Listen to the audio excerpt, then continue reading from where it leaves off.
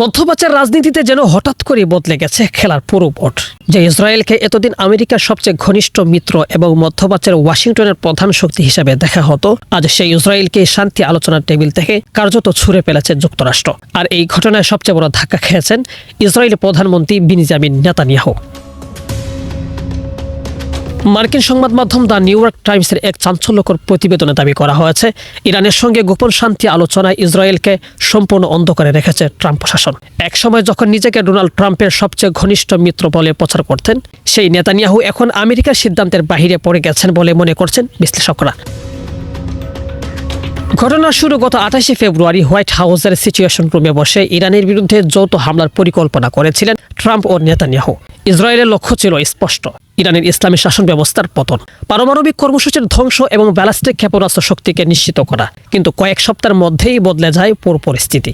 মার্কিন ও ইসরায়েলের চাপের জবাবে ইরান কৌশলগতভাবে গুরুত্বপূর্ণ হরমুজ প্রণালী বন্ধ করে দিলে বিশ্ববাজারে তেলের দাম হঠাৎ করেই আকাশচুম্বী হয়ে ওঠে। এতে চাপে পড়ে ওয়াশিংটন। ট্রাম্প প্রশাসনের ভেতরেই তখন উপলব্ধি হয়, ইরানের বিরুদ্ধে দীর্ঘ যুদ্ধ মানে আমেরিকার অর্থনীতির জন্য বড় বিপর্যয়। এরপরই শুরু হয় গোপন সমঝোতার চেষ্টা। তবে আলোচনা টেবিলে বসার আগে ইরানের সবচেয়ে বড় শর্ত ছিল একটাই, সেখানে ইসরায়েলের কোনো ভূমিকা থাকবে না। আর সেই শর্ত মেনে নেয় ওয়াশিংটন। প্রতিবেদনে আরও বলা হয়েছে, ওয়াশিংটন ও তেহরানের চলমান দর কষাকষি থেকে ইসরায়েলকে এতটাই দূরে রাখা হয়েছে যে তেল আবিব এখন কার্যত তথ্য সংকটে ভুগছে। ইসরায়েলি গোয়েন্দারা নাকি মধ্যপ্রাচ্যের বিভিন্ন দেশের কূটনীতিকদের কাছ থেকে তথ্য সংগ্রহের চেষ্টা করছে।